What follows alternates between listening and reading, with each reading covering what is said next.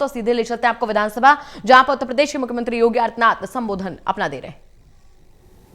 अर्थव्यवस्था देश की 5वीं अर्थव्यवस्था। कोई भी आता था हमारे यहां, विदेशी राजदूत आते थे, कोई राष्ट्र प्रमुख आता था, हमारी उनसे बातचीत होती थी, या कोई निवेशक आता था, तो हम लोग उनसे किस बारे में चर्चा करते हैं? हम कहते थे भारत का सबसे बड़ा स्टेट है। उनकी अगली पंक्ति सुनने की उत्सुकता क्या होती थी? वो ये मानते थे कि हो सकता है सबसे बड़ा प्रदेश होने के नाते सबसे बड़ी अर्थव्यवस्था भी होगी, लेकिन हम कहते नहीं, हम 5वें 6ठे नंबर पर हैं। तो थोड़ा बैक होता था। क्या थी प्रदेश की कुल जीडीपी कितनी थी? 10,90,000 के लाख करोड़ रुपए की थी। 10.90 लाख करोड़ की प्रदेश की कुल जीडीपी थी। और महोदय 4 वर्ष के अंदर, ज्यादा समय नहीं हुआ, मात्र 4 वर्ष के अंदर उत्तर प्रदेश देश की दूसरी अर्थव्यवस्था बन गया है, सबसे बड़ी अर्थव्यवस्था।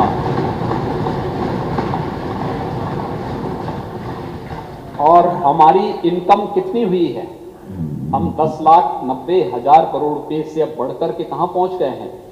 21,73,000 करोड़ रुपए की इकोनॉमी उत्तर प्रदेश की है। अगर ये 4 वर्ष में दुगने से ज्यादा हुई है, इंतजार करिए 2022 के बाद जब 5 वर्षों के लिए हम लोग फिर आएंगे ना, उत्तर प्रदेश देश की पहली इकोनॉमी बनेगी। पहली इकोनॉमी बनेगी। टीम उसी पहली इकोनॉमी के लिए कार्य करने जा रही है।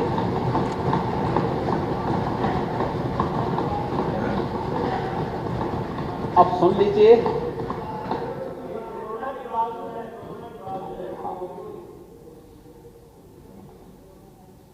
प्रति व्यक्ति आय सुन लीजिए। आप लोगों ने क्या बना दिया था यूपी को? यहां पलायन हो रहा था, लोग भाग रहे थे, लोगों के पास कोई सहारा नहीं था, सब लोग चिंतित थे। कोरोना में भी बहुत सारे लोगों को ये लगता था कि, और सभी को ये यूपी के बारे में जो एक परसेप्शन बन चुका था, लोग कहते थे क्या होगा?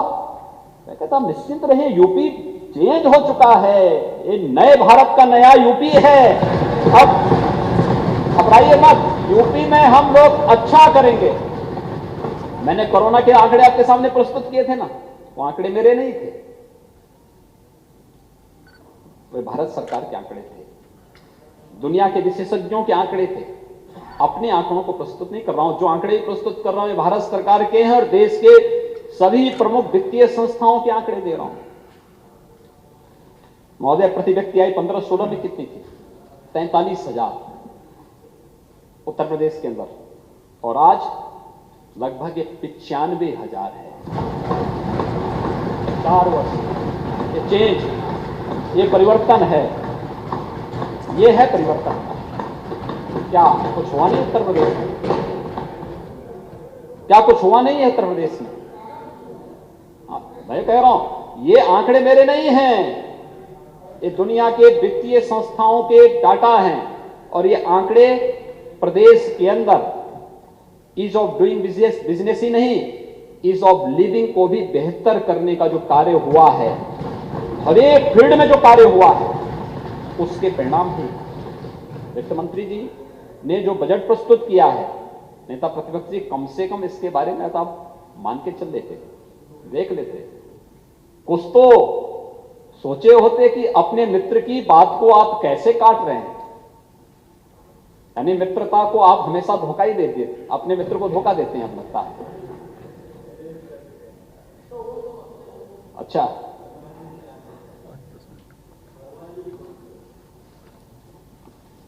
वर्मा जी बहुत सारी बातों को पेट में रखते हैं, बोलते नहीं।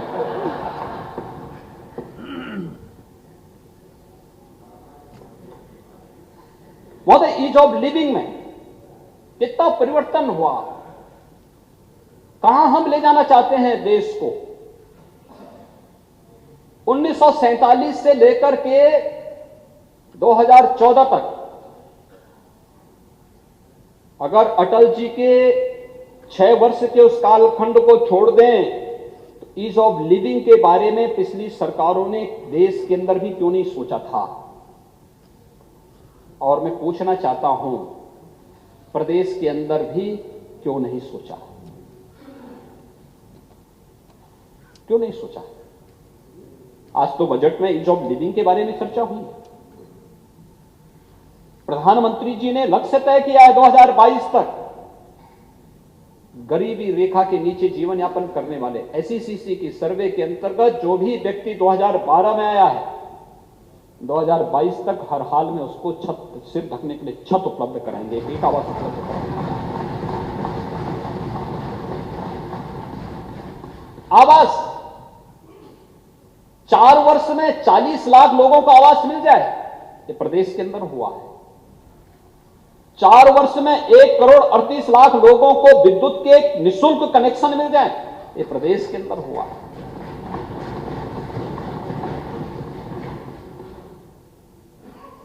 हर गांव की कनेक्टिविटी अच्छी हो जाए, ये प्रदेश के अंदर हुआ है। इंटर स्टेट कनेक्टिविटी हमारी बेहतर हो जाए। अब नेता प्रतिपक्ष बोलेंगे हम भी करना चाहते थे, लेकिन किए क्या? किए तो नहीं ना। करना तो चाहते थे लेकिन कर नहीं पाए, इसलिए जनता ने कहा कि भाई देखो आपके बस का है नहीं, आप जहां के लायक हो वहीं बैठो।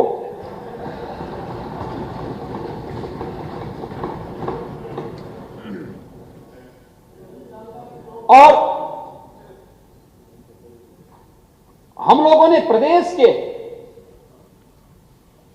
भावों का सम्मान किया और पहले दिन से हम लोग इस बारे में कह रहे थे कि उत्तर प्रदेश तो संभावना वाला प्रदेश है।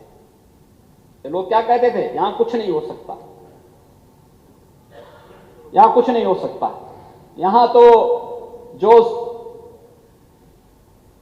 सपा का नेतृत्व, समाजवादी पार्टी का नेतृत्व जो तय करेगा वही हम लोग करेंगे, बाकी। मैं तो देख के ताजुब कर रहा था महोदय, जब मैं मुख्यमंत्री कार्यालय बैठने के लिए गया, जाने लग गया, मुख्यमंत्री कार्यालय की क्या स्थिति थी, शास्त्री भवन की क्या दुर्गति कर रखी थी। मैंने पूछा वहां पे, मैंने पूछा भी क्या यहां पे श्रीमान जी पूर्व मुख्यमंत्रीगण आते थे कि नहीं आते थे? सभी लोगों के चेहरे झुके हुए थे, सभी लोग कुछ नहीं, मौन थे। बाद में एक सज्जन मुझे बोले कि वह तो कभी कभार। मैंने कहा कभी कभार का मतलब? कहा साल में एक आध बार। तो मैंने कहा अगर मुख्यमंत्री साल में एक बार 2 बार ही कार्यालय आएगा तो प्रदेश का बेड़ा गर्क तो होना ही होना है। और यही होता था, यही होता था। कुछ लोग ऐसे थे जो 10 मिनट के लिए कैबिनेट की बैठक के लिए जाते थे, बाकी गायब, बाकी गायब। और फिर सपना देखते थे बड़ा, उत्तर प्रदेश को हम यूरोप बना देंगे, उसका कोई रोड मैप नहीं। योजनाएं बनती थी स्वयं के लिए, परिवार के लिए। दायरा कभी बढ़ा नहीं पाए आप लोग, दायरा बढ़ा नहीं पाए, उस सोच से बाहर नहीं निकल पाए। आपने ठीक कहा कि समाजवादी पार्टी ने, मैं कभी कभी बहुत अच्छे महापुरुष इसमें पैदा हुए थे। आचार्य नरेंद्र देव का कौन नहीं सम्मान करता है? जयप्रकाश जी का सम्मान कौन नहीं करता है? डॉक्टर लोहिया का सम्मान कौन नहीं करता है? चंद्रशेखर, मैं गाली नहीं देता तो कल हाथरस में भी साबित हुआ है। कल सोशल मीडिया में दिन भर चल रहा था कि टोपी वाला कौन। ये हाथरस की घटना ने कल इस टोपी के बारे को, इस टोपी को फिर से कटघरे में खड़ा किया है।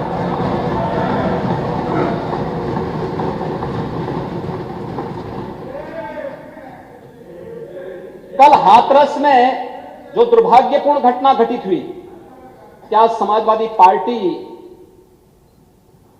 का उस अपराधी से कोई संबंध नहीं है क्या?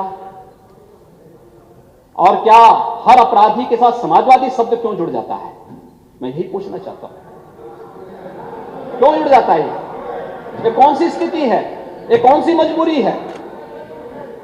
मैं वही कह रहा हूं ना, ये तो ये अरे आज वहां पे कोई रैली आपकी, आज रैली है ना कोई? टोका टोकी हो रही है।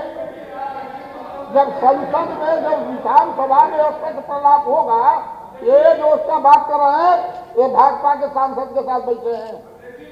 मैं यही पूछना चाहता हूं, आज वहां पे समाजवादी पार्टी की एक रैली है और रैली के पोस्टर उस अपराधी के द्वारा लगाए गए हैं और समाजवादी पार्टी के नेताओं के साथ लगाए गए हैं। ये क्या साबित करता है? ये क्या साबित करता है? तो मैं वैसे ही नहीं बोल रहा हूं, मैंने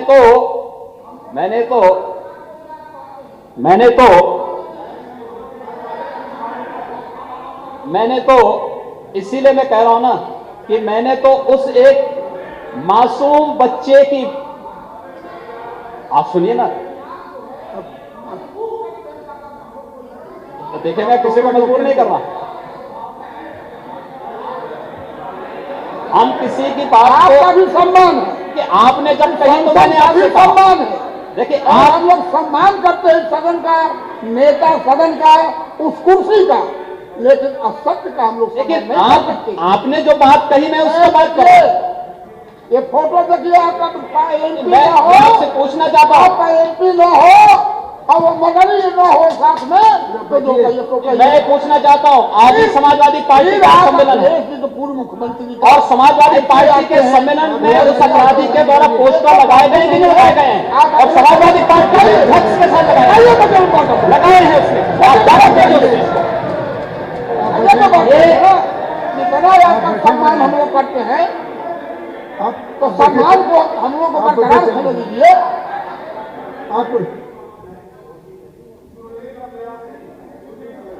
महोदय, ये होर्डिंग और जो पोस्टर वहां अलीगढ़ में लगे हुए हैं, किसके हैं और क्यों लगाए गए, कैसे लगा दिए गए? बाकी लोग तो ठीक है, एक दिन में नहीं लगे हैं,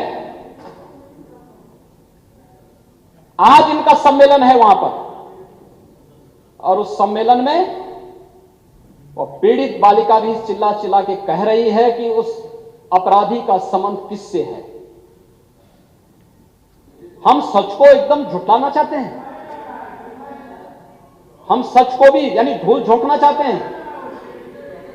समाजवादी आंदोलन को आपने एक अस्वाभाविक, अव्यवहारिक और एक अमानवीय आंदोलन बना दिया और महोदय इसीलिए लोग इसके बारे में अलग अलग चर्चाएं करते हैं, वैसे चर्चा नहीं करते। सच को स्वीकार करने की हिम्मत नहीं इन लोगों में, कोई इन लोगों में न सच को स्वीकार करने की क्षमता है और न आदत ही है, क्योंकि जिस तरीके से इन लोगों ने प्रदेश को चलाने का प्रयास किया अलग अलग तरीके से, और मैं इसीलिए महोदय कहना चाहता हूं कि प्रदेश के अंदर हम लोगों ने बजट के जो प्रावधान किए हैं, ईज ऑफ लिविंग के लिए जो व्यवस्थाएं प्रदेश के अंदर विगत 4 वर्षों के अंदर हुई, ये केवल व्यक्ति के जीवन की सुगमता का ही आधार नहीं बना, सुगमता के साथ साथ उसकी प्रति व्यक्ति आय को भी बढ़ाने का आधार ही बना है।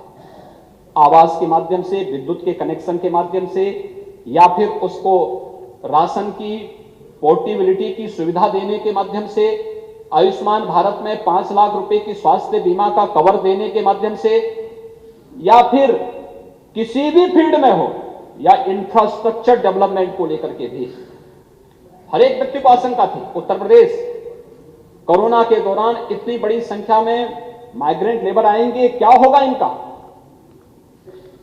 हमने कहा उत्तर प्रदेश में आप चिंता मत करिए, उत्तर प्रदेश के हैं तो उत्तर प्रदेश उनको सम्मान